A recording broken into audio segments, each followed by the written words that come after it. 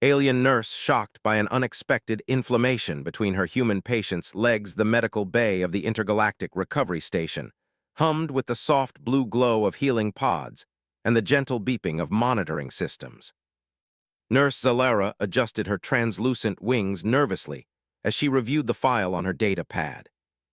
This would be her first time treating a human patient, and despite all her training at the prestigious medical academy of Centauri Prime, she felt a flutter of uncertainty in her twin hearts. Humans were still relatively new to the galactic community. Only 5 cycles had passed since first contact, and while their species had proven remarkably adaptable and friendly, their biology remained something of a mystery to most alien medical professionals. The textbooks were still being written, and practical experience was limited to a handful of specialists stationed at major hub worlds. Zalera had graduated top of her class in xenobiology, but even she had to admit that human physiology was peculiar. They had only one heart, which seemed dangerously insufficient. Their skin lacked any natural protective scales or chitin. They required constant hydration and had the bizarre ability to regulate their own body temperature through moisture secretion. Most disturbing of all, they healed incredibly slowly compared to most spacefaring species. The door to the medical bay slid open with a soft hiss, and Captain Marcus Chen was wheeled in by a transport drone. He was conscious, which was a good sign, but his face showed clear discomfort. His uniform had been partially removed, revealing the strange, smooth skin that humans possessed, so different from the crystalline surface of her own Valorian people. "Good morning, Captain Chen," Zalera said, her translator converting her melodic language into standard galactic. "I am Nurse Zalera, and I will be overseeing your treatment today. Can you describe your symptoms for me?" "Well, it's kind of embarrassing, to be honest," he began, avoiding her large, compound eyes. "I've got this inflammation down there." Human anatomy was so different from her own species, which reproduced through spore release during the flowering season. She consulted her data pad quickly, pulling up the basic anatomical diagrams she had studied. "I see," she said professionally, though she did not entirely see. "I will need to perform a physical examination. Please do not be concerned. I am a trained medical professional, and I have treated many species across the galaxy." That was what her professors had always taught. Marcus nodded reluctantly and allowed the privacy screen to be activated around the examination area. Zalera approached with her medical scanner, a sophisticated device that could detect everything from cellular abnormalities to chemical imbalances. She directed it toward the area Marcus had indicated, and immediately, the scanner began emitting a series of alarmed chirps. Her crystalline features shifted in concern as she read the data. The tissue in question showed significant inflammation, elevated temperature, increased blood flow, and what appeared to be localized swelling. Even more concerning, there seemed to be some kind of pressure buildup in the associated biological structures. Her medical training immediately flagged this as a potentially serious condition. "Captain Chen, how long have you been experiencing these symptoms?" she asked, her voice taking on the crisp efficiency of a medical professional confronting a crisis. "About 2 days," Marcus admitted, still looking uncomfortable. "Maybe a bit longer." Zalara's wings fluttered with agitation. In Valorian physiology, inflammation that lasted more than a few hours typically indicated serious infection or even the beginning of crystalline fracture disease. She needed to act quickly. "Have you experienced any trauma to this area? Any exposure to unknown substances or radiation?" she asked, running additional scans. "No, nothing like that," Marcus said. "I've just been on my ship running normal operations. Look, I know this is awkward, but it's really not that unusual for humans. I just need something to help with the discomfort." She had read that their pain perception was oddly calibrated, allowing them to function through injuries that would incapacitate most species. "Captain, I must be honest with you," Zalera said gently. "The inflammation I am detecting is quite severe by medical standards. The tissue temperature is elevated by several degrees. There is substantial swelling, and the blood flow to the area is significantly increased. I am also detecting what appears to be pressure buildup in the adjacent glandular structures. This level of inflammation could indicate infection, allergic reaction, or even the beginning of tissue necrosis," Zalera continued, pulling up treatment protocols on her data pad.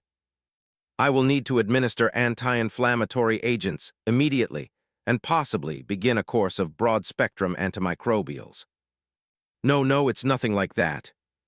Many species experience shame around biological functions, but your health is my primary concern. The data does not lie. You have significant inflammation, and without treatment, it could worsen. The medication was powerful, used to treat everything from impact injuries to systemic inflammatory responses. It should work quickly to reduce the swelling and discomfort. Nurse Zalara, please just wait a second, Marcus said, holding up his hand in what she recognized as a human gesture for stop. I think there's been a misunderstanding. This isn't a medical emergency, it's just... It happens sometimes, to human males. It's actually completely normal. Captain Chen, I have scanned 17 different species in my career, and I can assure you that this level of localized inflammation is not normal by any standard medical definition.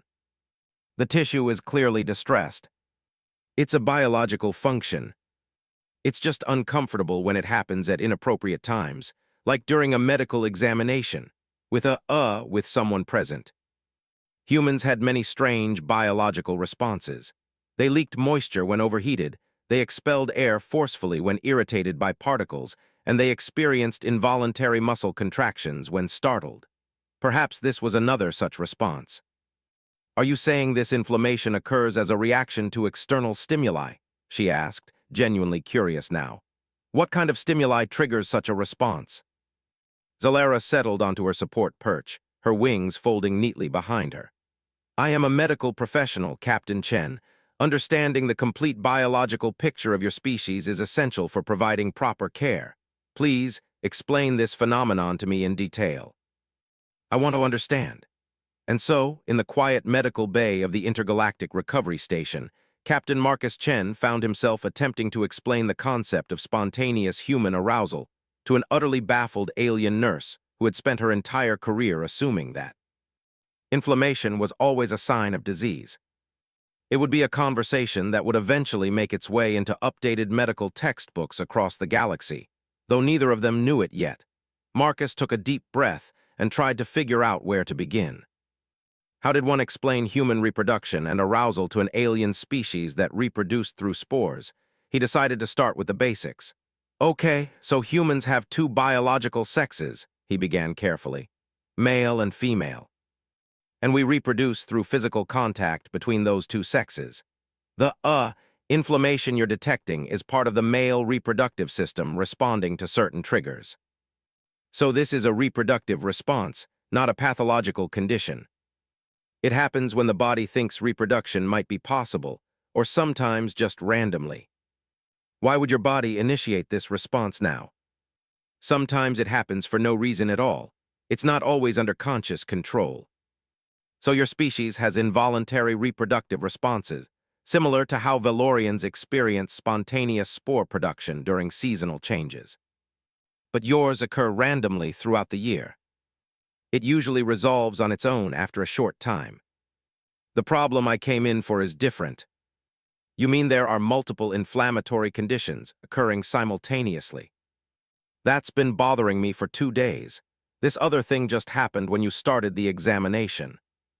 That made much more sense than the mysterious inflammatory condition she had been observing. Why did you not mention the rash immediately?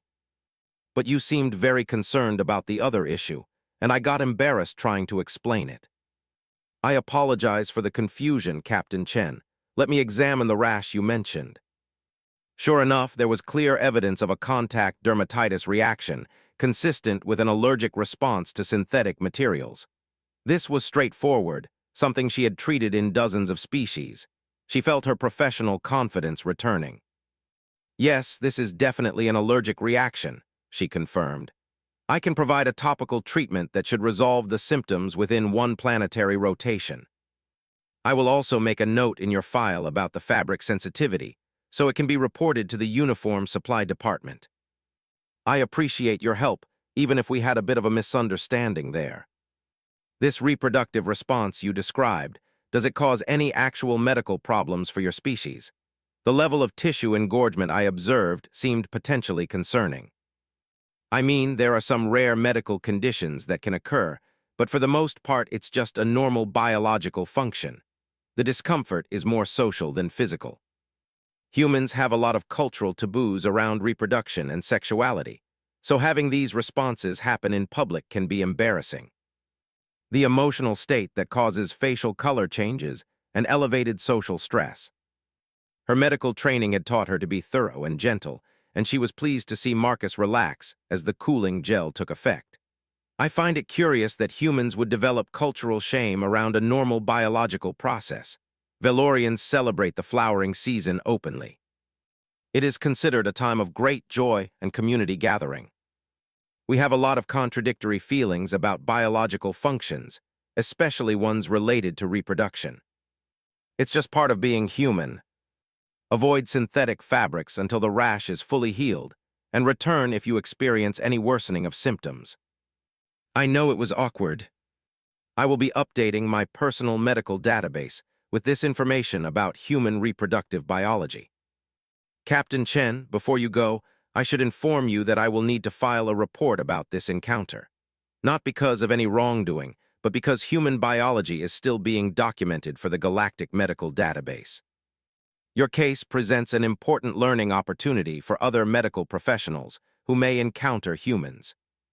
All medical reports are written in standard technical terminology. No one reading it would find it anything other than routine biological documentation. What neither of them realized was that Xylara's report, titled Involuntary Reproductive Response Patterns in Human Males, a case study, would become one of the most downloaded medical papers.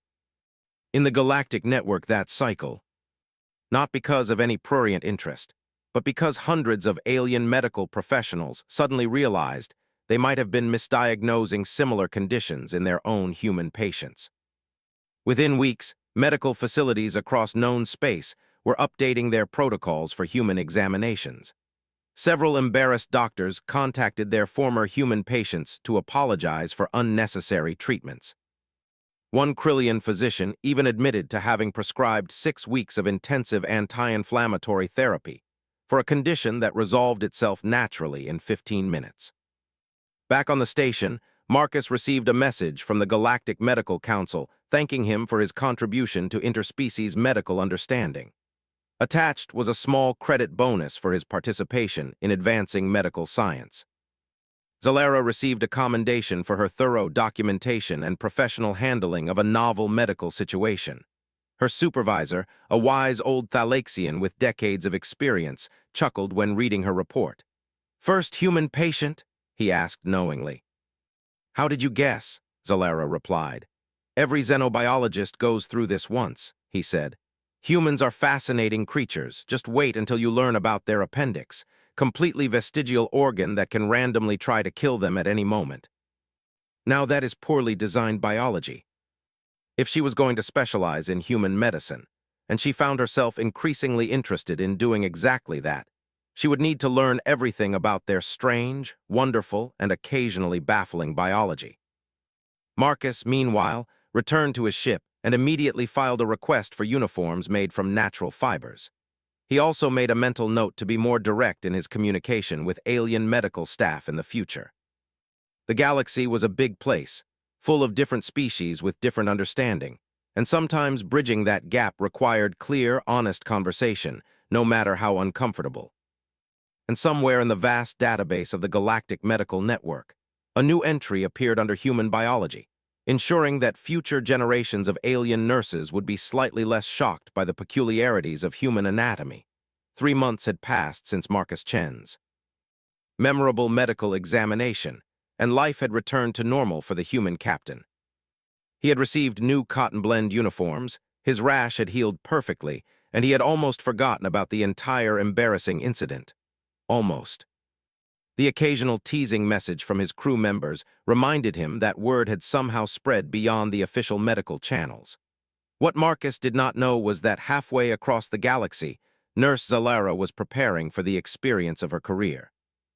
She had been invited to present her findings at the annual Galactic Medical Symposium on Station Harmony, the largest gathering of medical professionals from across known space.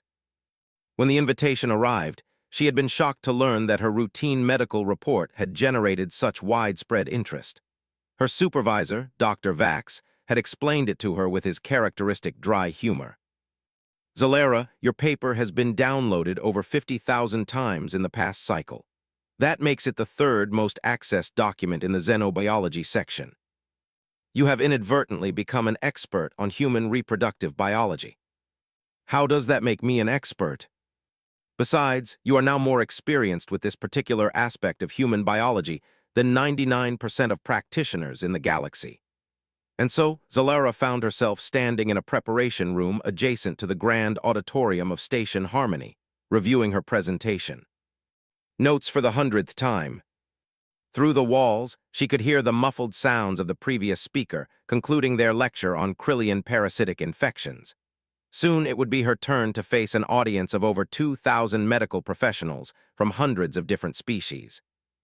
Her wings trembled slightly with nervousness. Public speaking had never been her strength. She preferred the quiet focus of individual patient care, the intimate setting of the medical bay where she could concentrate on one being at a time. This was entirely different. A holographic assistant materialized beside her. "Nurse Zalera, you will be called to the stage in 5 minutes. Is there anything you need?" "I am ready." Surely she could talk to a room full of colleagues about a straightforward case of biological misunderstanding. The door chimed, and an organizer appeared. "You are on, Nurse Zalera. Please follow me." As she emerged into the lights of the auditorium, Zalera's compound eyes adjusted to take in the vast space. Thousands of beings filled the tiered seating, representing what seemed like every known sentient species. There were the towering Krillians with their chitinous armor, clusters of small Pixarian delegates who communicated through bioluminescence, several groups of the aquatic nautilans in their mobile water tanks, and countless others. The moderator, a distinguished Thalaxian professor with silver-tipped scales, introduced her warmly. "Our next presenter needs little introduction. Her groundbreaking paper on human reproductive biology has revolutionized how we approach cross-species medical care. Please welcome Nurse Zalera of Velorius Prime." Zalera approached the central podium, her presentation materials loading automatically onto the holographic display behind her. "Thank you for that generous introduction," she began, her voice amplified throughout the chamber. "I must start by admitting that I did not set out to revolutionize anything. I simply encountered a patient whose biology I did not fully understand, and I did what any responsible medical professional should do. I documented my experience honestly. Humans are a relatively new species to our galactic community, and their biology presents several unique characteristics that can confuse medical practitioners trained on more common species templates. Today, I want to discuss not just the specific case that brought attention to this issue, but the broader lessons we can learn about approaching unfamiliar biology with curiosity rather than assumption. This was not so different from teaching junior nurses in the medical bay. She was simply sharing knowledge, helping others avoid the mistakes she had made.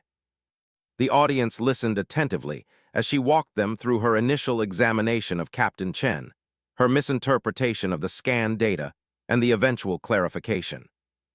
"The key mistake I made," she explained, "was applying Velorian standards of inflammation to human physiology. What registered as severe swelling and elevated temperature in my species is completely normal for certain human biological processes. This teaches us an important lesson about the dangers of species-centric diagnosis. Nurse Zalera, after your experience with this case, how would you recommend other practitioners approach similar situations? Ask direct questions about what they consider normal for their species. Second, consult the growing database of species-specific medical knowledge before assuming pathology. And third, do not let embarrassment prevent you from seeking clarification. My patient was embarrassed, and so was I initially, but honest communication ultimately led to proper treatment." A Nautilan physician asked about the evolutionary advantages of such a biological system. A Pixarian researcher wanted to know if similar involuntary responses existed in other human systems. A veteran human doctor, attending from Earth's delegation, raised a question that made the entire audience ripple with species-appropriate laughter. "Nurse Zalera, I want to thank you on behalf of human patients everywhere. Your paper has saved countless humans from unnecessary medical treatments. We have received reports from across the galaxy of doctors apologizing for prescriptions of anti-inflammatory medications, cooling treatments, and in one extreme case, surgical intervention that was narrowly avoided. You may have single-handedly prevented a minor diplomatic incident. Though I must ask, was surgical intervention truly considered? Thankfully, the human patient managed to convince them to seek a second opinion first. This highlights exactly why cross-species medical education is so vital, she said firmly. We cannot assume that our medical training on familiar species will translate directly to new ones. A young nurse from a species Zalera did not immediately recognize stood to speak. Nurse Zalera, your honesty about your initial confusion is inspiring. Many practitioners would have hidden such a mistake. What made you decide to document it so thoroughly? If my confusion could help even one other medical professional avoid a misdiagnosis, then acknowledging it was worthwhile. We grow through our mistakes, not by pretending they never happened. She had come to this symposium nervous and uncertain, but she was leaving as a recognized contributor to the field of xenobiology. After the presentation, several doctors approached her with questions and requests for collaboration. A research institute on Centauri Prime wanted her to join a team developing comprehensive human medical protocols. A publisher offered to help her write a textbook on cross-species examination techniques. A human medical school invited her to give a guest lecture series. Most surprising of all was the message that arrived on her personal communicator that evening. It was from Captain Marcus Chen himself. Dear Nurse Zalera, I heard about your presentation at the symposium. Congratulations on your success. I wanted you to know that I harbor no embarrassment about what happened. If our awkward encounter has helped improve medical care for humans across the galaxy, then I consider it time well spent. Also, the uniform department finally switched to natural fibers, so my rash has not returned. Thank you again for your excellent care, Captain Marcus Chen. She composed a response thanking him for his gracious attitude and informing him that his contribution to medical science had been far more significant than either of them had realized at the time. As she looked out at the stars from her quarters on Station Harmony, Zalera reflected on how unpredictable her career had become. She had started as a simple nurse hoping to provide good care to her patients. Now she was apparently a leading expert on human biology, with opportunities opening up that she had never imagined. 6 weeks after the symposium, Zalera found herself aboard a transport vessel heading toward Earth. She had accepted the invitation from the Human Medical Institute to deliver a series of guest lectures, though she still felt somewhat overwhelmed by the attention her work had received. Her supervisor had practically insisted she take the opportunity, arguing that first-hand experience with human culture would make her an even better practitioner. The journey through hyperspace gave her plenty of time to prepare her materials and reflect on how drastically her life had changed. She had gone from a competent but relatively unknown nurse to someone whose opinions on xenobiology were actively sought by institutions across the galaxy. It was surreal and slightly terrifying.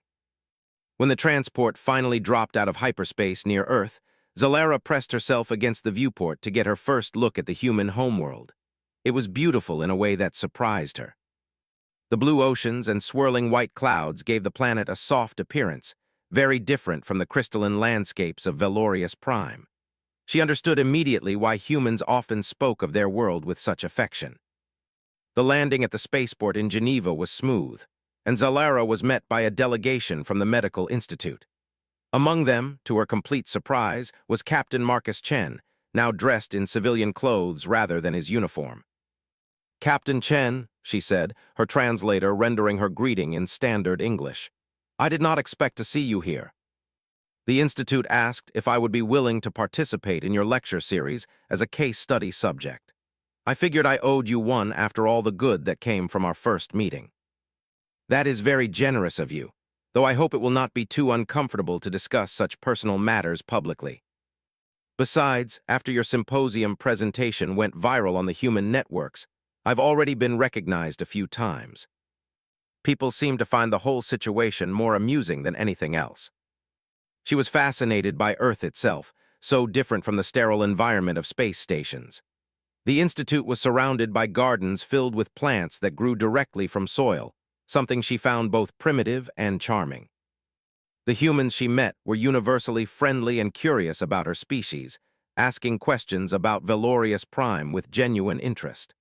The lecture hall was packed when Zalera gave her first presentation. Medical students, practicing physicians, and even some members of the general public filled every available seat. Marcus sat in the front row, looking relaxed and ready to answer questions.